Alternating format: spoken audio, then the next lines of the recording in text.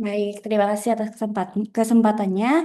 Selamat siang semuanya. Perkenalkan saya Novelina Gracia yang hari ini akan berbagi mengenai studi refleksi saya sendiri yang saya berikan judul dengan hilangnya suara remaja dalam kehamilan autoetnografi kadar reproduksi di layanan kesehatan wilayah Kepulauan. Next.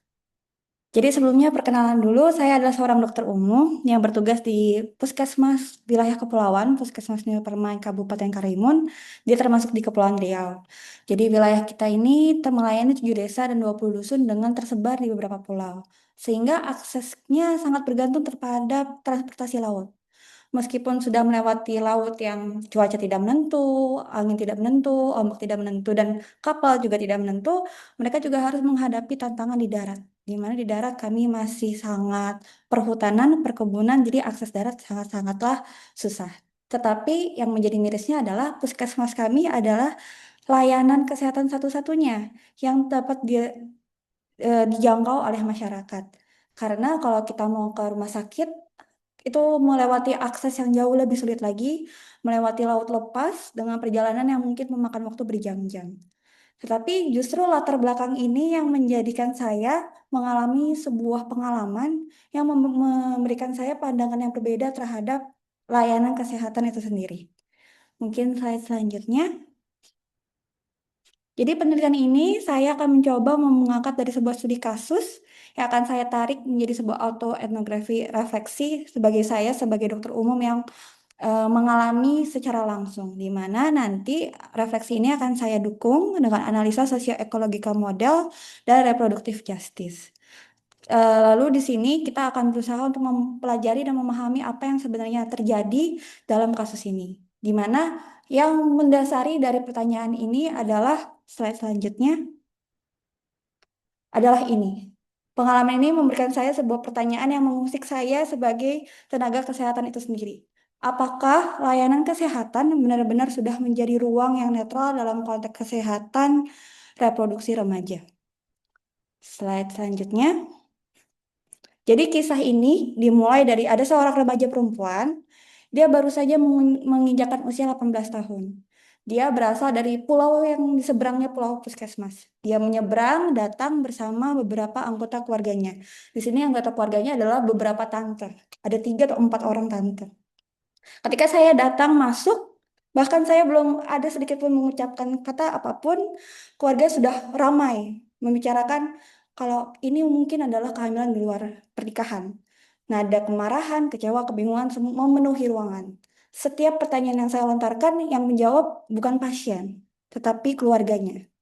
Sehingga hal ini membuat saya sedikit risih dalam tingkat profesional maupun personal yang memaksa saya akhirnya mungkin keluarganya bisa keluar terlebih dahulu. Saya akhirnya meminta keluar untuk terlebih dahulu dan membiarkan ruangan itu terisi oleh saya, 1 orang bidan, dan pasien.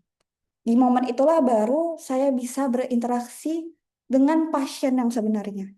Pasien bisa kembali menemukan suaranya, saya bisa mendengar suara pasien. Didapatkan dari pemeriksaan USG ini, ternyata pasien itu sudah memiliki kandungan yang berusia 7 bulan. Dan ini menambah sebuah beban pemikiran untuk saya bahwa ini bukan masalah kehamilan remaja saja, tapi adanya keterlambatan untuk mencapai akses pelayanan. Slide selanjutnya. Awalnya mungkin saya berpikir, mungkin karena kita konteks kepulauan, makanya pasien ini datangnya terlambat. Tapi ketika saya merefleksikan lebih dalam lagi, ternyata tantangannya ini berlapis. Dan kalau saya bandingkan dengan pengalaman saya saat kerja di perkotaan, kondisinya juga sama. Saya juga pernah menemukan kehamilan remaja yang telat datang ke layanan kesehatan. Tapi yang menjadi berbeda adalah bagaimana konsekuensi yang jauh lebih berbahaya pada kasus kepulauan. Seperti kita lihat pada pasien ini, layer pertama adalah bagaimana rasa takut dan malu pasien untuk bisa mau mengakses. Itu ada sebuah tantangan yang paling besar. Lalu didukung lagi dengan lapisan layar kedua yaitu tantangan geografis. Dengan pulau yang berbeda, akses yang susah, pasien mungkin tidak bisa mengakses bantuan secara mandiri sehingga dia harus melawan dulu rasa takutnya dia dengan terbuka kepada keluarganya, baru dia bisa bergerak mencari solusi. Tapi yang menurut saya lebih berbahaya lagi adalah lapisan ketiga, yaitu secara sistemik. Selama 7 bulan, pasien tidak ada melakukan pemeriksaan monitoring kesehatan kehamilan sama sekali. Tidak ada screening, tidak ada ANC, tidak ada suplementasi, sehingga amit-amit ada resiko emergensi yang kita takutkan. Ini semua menjadi sangat terlambat dan berbahaya karena konteks kita adalah wilayah kepulauan yang rujukan itu adalah sangat sulit untuk rumah sakit. Kami harus melintasi 2 jam perjalanan laut lepas dengan kondisi cuaca yang tidak menentu. Jadi ini sangat berbahaya untuk baik ibu maupun janin. Slide selanjutnya. Tetapi balik lagi permasalahannya ternyata bukan masalah terlambat saja. Tetapi bagaimana suara pasien ini hilang. Dari awal pemeriksaan, saat keluarganya masih ada di dalam, pasien seakan-akan tidak ada. Dia hanya ada hadir fisik tapi tidak ada suara.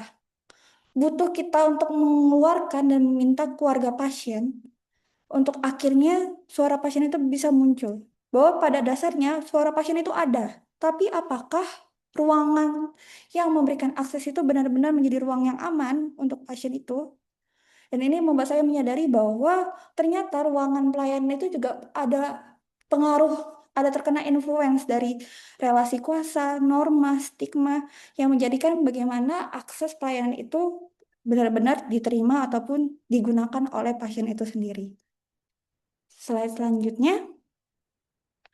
Lalu saya berusaha untuk menganalisa dan menimbang lagi apa sebenarnya yang terjadi kepada pasien ini sehingga bisa menjadikan kondisi seperti ini. Dengan socio-ecological model ini, kita bisa melihat bagaimana semua lapisan itu berinteraksi secara berkesinambungan. Kita lihat secara individu remaja ini baru berusia 18 tahun. Dan kalau kita sadari tadi, yang datang itu tante, karena pasien adalah tidak mempunyai orang tua. Pasien sudah besar, tinggal di kerabatnya. Sehingga ini mungkin akan mempengaruhi relasinya dia tentang hubungannya dia dengan tantenya. Apakah dia cukup terbuka, apakah ada kerentanan?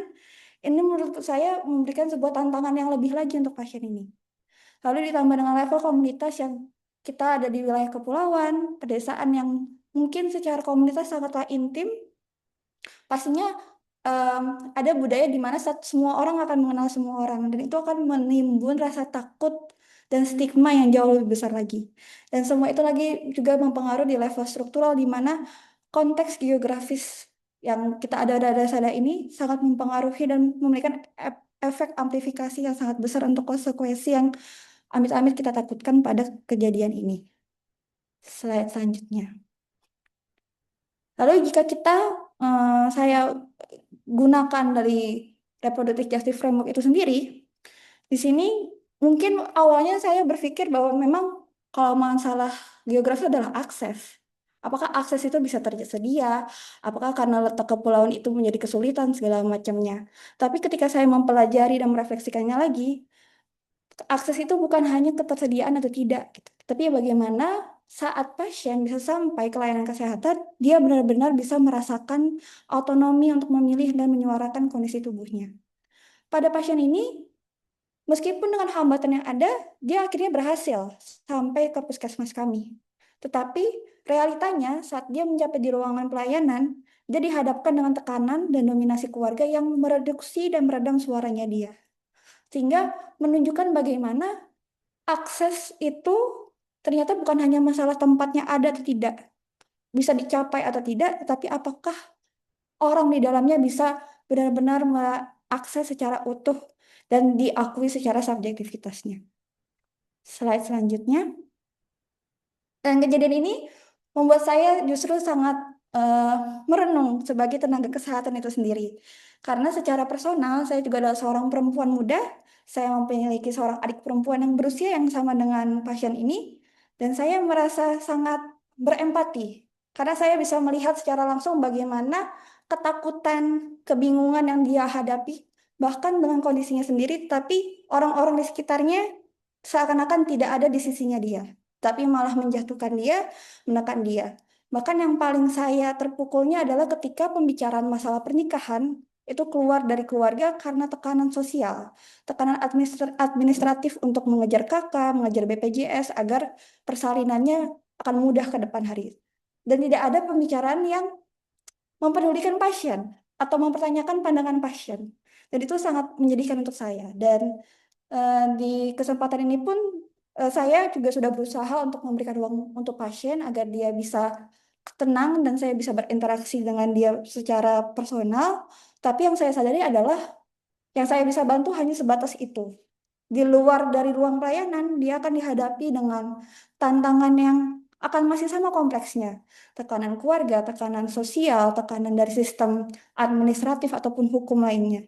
Sehingga ini menjadi sebuah kesimpulan yang saya dapatkan bahwa ternyata layanan kesehatan itu meskipun ada untuk mereka, apakah benar-benar ada untuk mereka dapat menyuarakan suara mereka, menyuarakan keputusan mereka.